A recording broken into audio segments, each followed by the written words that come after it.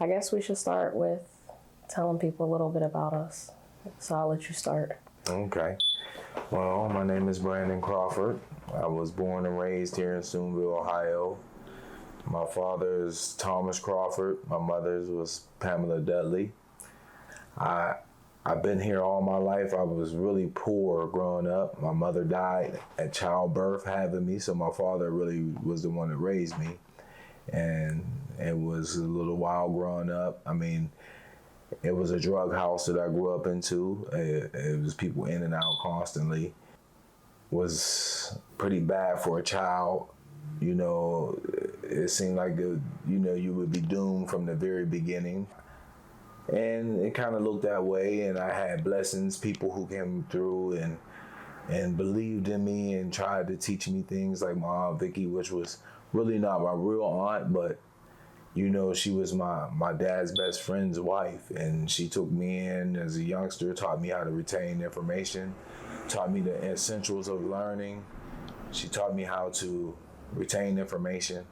That was like the biggest gift that someone can give me, because later on down the line, I was able to use that to pull myself out of the environment that I was in and place myself into a better place where I can grow foundationally, in an environment to where I can thrive, which is my wife and children, and is, the environment that I thrive in. And through that growing up, I ended up going through a lot of rocky roads, drugs was always in the environment, so it wasn't long before that was like a thing that I took up, especially when I started liking girls, really liking them. I mean, that's when it was like, clothes, I needed to have the best clothes on, I needed to have the things, so those things drove me to a different path, a path that I couldn't look back from, a path that led to the destruction of myself, who I was, because I didn't know who I was at that time. It took many years for me to realize who I was, because of the environment I was in, and then the people that was in that environment was also in chaos, so they didn't know who they were, so it was kind of hard for them to teach me who I was, or even know, the steps to take. So I learned those things through trial and error, and then basically the School of Hard Knocks is where I learned everything, like, how to properly be a man, because that's where the fathers are at. They're incarcerated. A lot of people out here, are single mothers out here raising children because the fathers tried to provide or whatnot, whether they provided or they didn't. They were trying to find some means of finance to be able to, maybe take care of their kids, or they was taking care of their kids. But, either way, the fathers are in there, and they end up getting caught for trying to be the best that they can be, and then they end up learning and knows who you're in there with. So it's no women in there, it's always, men, so you have to man up when you're in there. So that taught me a lot, as a man. And I knew then that it was time for me, because the definition of a man to me is a person who provides and takes care of his family, his kids, and he knows who he is with the crown on his head. He knows he's the king, and he knows that the responsibilities of that crown, you can't have that crown if you're not doing these things. If you're not taking care of your family, your children, if you're not taking care of yourself, if you don't know how to do those things, you don't really have a crown on yet.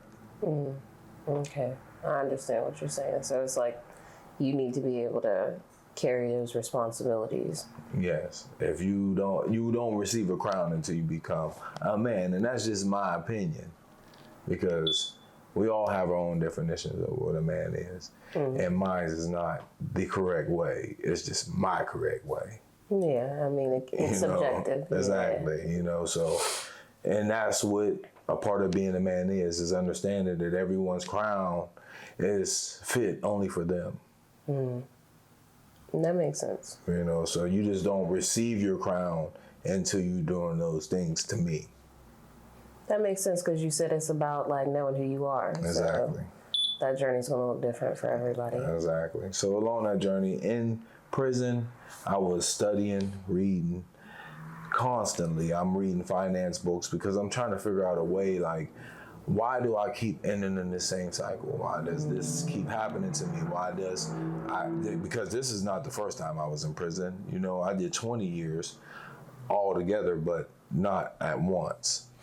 Okay. You know, so they was broken up, but they was long times to get to 20. You getting basically, you know, the gavel split over your head every time you go in front of the judge. Yeah. How do they say they throw the book at you? Yeah, and it's because to me it seems like the people, the knuckleheads, they would get slapped on the wrist, and then the people who were trying to do things would get hammered. And I understand now why, because you know better.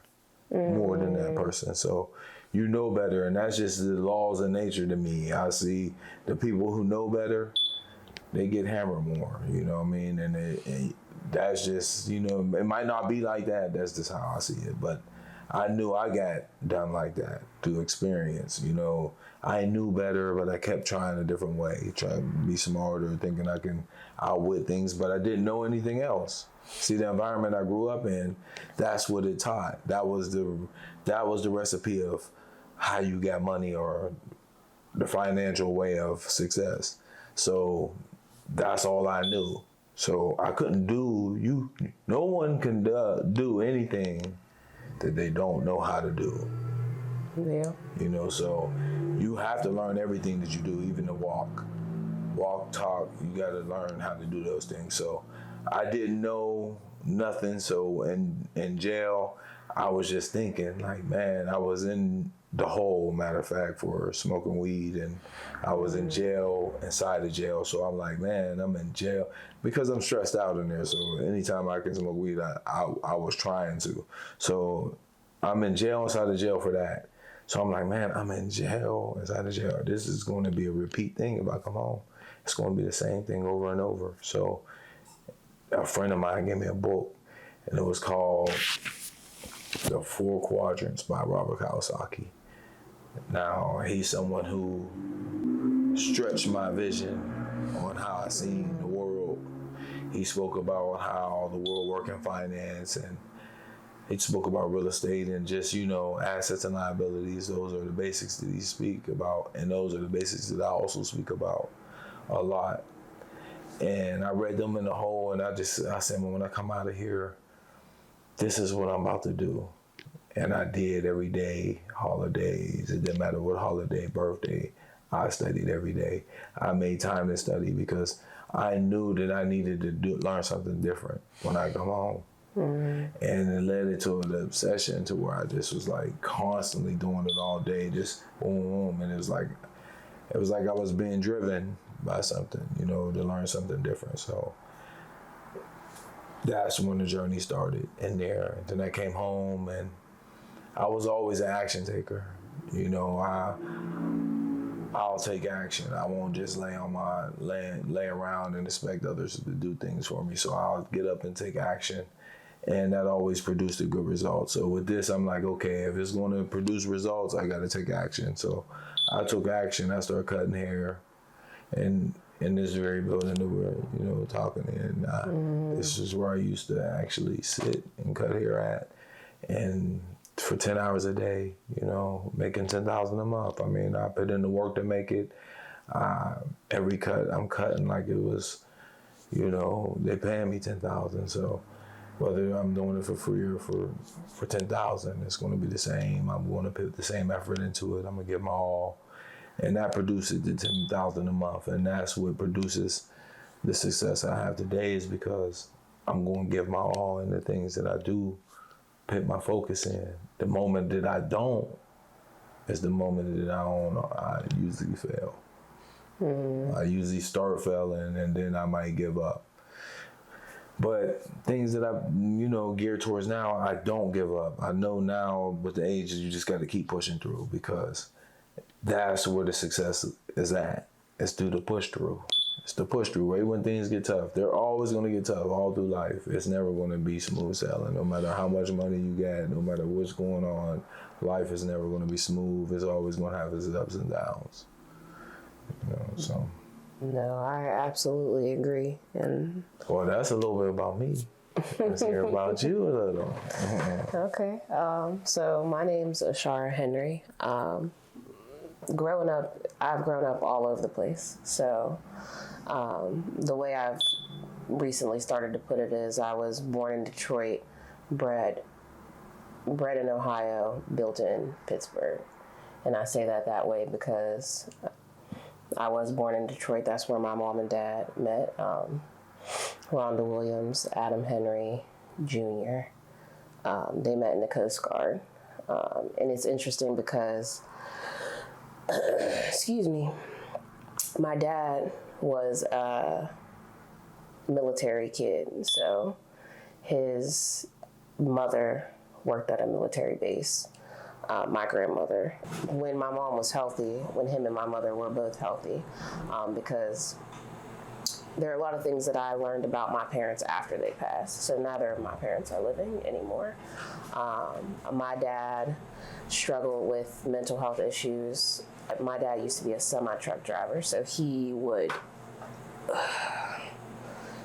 take me along with him. Like, I have pictures as a kid of me like in his cab, but he was in a really bad accident that he had to have part of his face reconstructed. So they took skin from his legs and his back to reconstruct parts of his face. Because I lived with my dad, I think up until I was like 5, and it was not easy at all. It was pretty rough. My dad didn't have family in Detroit. He only had people that he met there, and so a lot of times he would leave me with people, and I've always been different, is what I will say. And kids and adults sometimes would always be super comfortable bringing that to my attention, is how I would put it. And so that used to put me in a lot of positions where I would be bullied, or I would have to defend myself, is the better way that I would put it. Because I didn't, even as a kid, I didn't just let people treat me however they wanted to treat me. That just wasn't my nature. And so I went to go live with my mom after my dad had his accident. And there was like a back and forth there. And both of my parents had drug issues growing up. So it was very, very, very unstable, is the way I would put it. I spent a lot of time at my grandma's house when I did live with my mom. So I say that my grandma raised me because honestly, I feel like there are a lot of things foundationally that I know that I learned at my grandma's house. Like, Cardi taught me how to sweep the floor. It wasn't either one of my parents. And that's because we were both at my grandma's house. And so I've always processed information a little bit differently than the people around me. I've always noticed patterns, like being in environments where things didn't feel right or didn't seem like they were right, even though I didn't know specifically as a child, like, what about this isn't right? Like, there's just something like, I know this isn't right. So I was one of those kids that was always told, stay in a child's place. I'm the adult, so, I know what's best. Yeah, do as I say. Do as I say, not as I do. Yeah, I was one of those kids that heard that a lot. And as an adult, I think because I heard that so much as a kid and understanding that as a child, it wasn't that what I was saying was wrong. It was just that I was a child and I was the one saying it. And so I think that's also where, like, how I process information and also how I navigate with kids, because as an adult now, I do a lot of work centered around mental health, centered around programs with youth, centered around arts. And all of those things come from the things that kind of saved my life, is the best way that I would put it. I am now somebody's mom. And unfortunately for me, well, not unfortunately, but just like you said, you don't know what you don't know. And when it came to like building my family, there were a lot of things that I didn't know, but I was looking for something that I didn't have. And I thought that I found that with someone that I could see building out this life with. But as I grew and as I evolved, they did. And so there were things that about life when it came to like taking risks and like just building a better life that I was willing to do that they weren't. Yeah, when I decided that, you know, my family wasn't going to be what I thought it was, it kind of set me on a different path, that I kind of had this freedom that I could explore, because something that I used to be told a lot was that by people that I would try to be in these connections or relationships with, is that they were holding me back. I guess, and you know what, that's been a lot of my life, is that people have seen potential in me that I think just, there's a part of me that I haven't been able to see it. And so I would hold back a lot of things, or what I know now, I would mask pieces and parts of myself, because typically they would put me in situations that were unsafe. I'm not sure. Sometimes I didn't understand that people saw things in me that they found threatening, and so they would treat me accordingly. And yeah, as I've grown and just come to understand like how dynamics, hierarchies, like politics in general work, when I got to have all this space and freedom, because also growing up with parents who weren't really present, who weren't really of sound mind, I had a way more freedom than most kids. But I also had way less indoctrination, so I got to move through the world in a way. Well, I've been able to move through the world in a way that's allowed me to figure out who I am, what works for me, what doesn't work for me, the things I enjoy. And in that, I found that there's been a talent in capturing moments and storytelling that I kind of just overlooked because it's something that I've always done organically. But I had a lot of people who were like, this is not a viable career path. This is not something that you could make a life for yourself out of. And so I kind of always like stuffed that down, and I just never really pursued it until I was on my own. And I was like, I have a son who's on the autism spectrum, who made it really like his needs, trying to meet his needs, made it difficult for me to work typical jobs. And I was just trying to figure out, what can I do that would allow me the flexibility and the freedom to be able to show up for him in the way he needs me to, but at the same time put us in a better position. Because yeah, like as much as I love my mother, God rest her soul, because she passed away in 2021. It wasn't a thing for me to be able to just call her up and be like, hey, this is what I need, and know that she was going to be able to do it. Like, that wasn't a practice for me, because as a kid, when she was like active in her addiction, like if I asked her for something, a lot of the times the response would be like, go ask your dad, or you need to get a job. And so it was very few and far between that when I needed something that I could call her. And then that just got to be my association with like most people, like, because my dad also raised me to be independent. He's like, you don't need to depend on anybody for anything. I'm going to show you how to do these things so that when you're in these situations, you can do this. So it's just, so that's how I kind of started to get behind the camera professionally, is that I've always had people tell me that they really like my photos, but I think it was in 2019, I was trying to figure out like what direction to take. And so I started off with like wall decor. What was it back then? Ishara's View photography is how it first started. And then we transitioned over to Photography by Ishara. And that was the brand until like 2021. So that was me just trying to build my portfolio. And I was solely photography focused when I first started, because that's what I knew. That's what I was familiar with. That's what I felt like I could be successful in. And it's so interesting because I ended up having to move back to the Ohio Valley, and I moved in with my mom, and I was still trying to like build my brand, but I noticed like it was so difficult to get support in the area. It's so funny to be where I am now, because back then I was just begging people to take their pictures for free. Yeah, the only person I could really get to like show up for me was my little sister, who's also passed on now as well. And yeah, she would show up, she would do all the things. So some of my earliest work is of my little sister and my niece, because they were usually the ones that, like, when I needed somebody, they would come.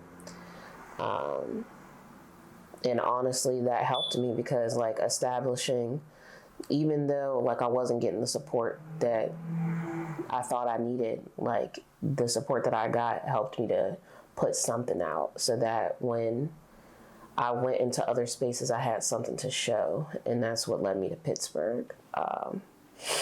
And that's why I say built in Pittsburgh, because that's where I built out the rest of my creative practices.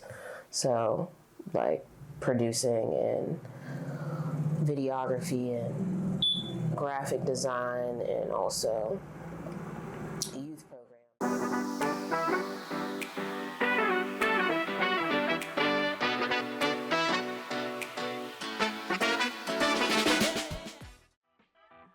Every image holds a story, and we're here to help you tell yours with creativity and care.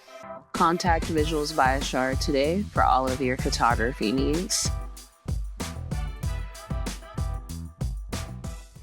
I feel like the best investments I can make are in myself, because I know that's going to like spill out into the people that I encounter. And yeah, that's going to spill out into the people that I encounter. It really is. I mean, we really have to like invest in ourselves with learning, because you only can go as far as you're learning. As smart as you are, you get the words that you know. It's only as far as your vocabulary is. That's as far as your education is going to be able to go. If you only know 3 words, you're back to a baby. So if you can learn more than 500 words, which is the average, you become above average. So it's all about you taking the time out to learn those words and understand things, so you could understand more complex things and how things work. Everything is in systems. If you don't know the system, or you don't know the jargon or the language or those words to that system, then you're not going to be a master of that system. You just might be functioning in that system. And if you're looking to make big bucks, or you looking to be valuable, you got to be a major part of that system in order for that to happen. And that shows your value. You know, you're going to learn more. Like, just like you work up the ladder and you work at McDonald's, you start off at this end of the line, and then you can work up to manager, and then you can work up to district manager. You can keep pushing till you go to the University of McDonald's, and you can go even farther than McDonald's is all over the country. So all over the world. So it's all up to you how far you want to push things. But I wouldn't want to do that for McDonald's, because that's McDonald's brand. I'd rather do that for my own brand and push them up, so we can pass it down for generations. The McDonald's brand is going to be passed down to, well, not the McDonald's brothers, because they didn't know them, but Ray Kroc. It will be passed down to his family, his family for generations. And I'm trying to build those legacies, and I want to teach kids and teach others, not only kids but grown-ups as well, how to do those legacies. I mean, speaking of the book and the things the book accomplishment that came from me wanting to have something for my kids and my children, and wanting to give something back, but it all led to me reading books on generational wealth through the mega wealthy, like the Rothschilds and the Carnegie Estate, and set up systems in place for things to happen. Like the Rothschilds, the brothers that started the banking system, they was an ancient habits, and Rothschilds still run things to this day, and they're dead, and their next generation, their systems are still working. So it's about being able to teach people how to build those systems and how to have those systems in place for after your death.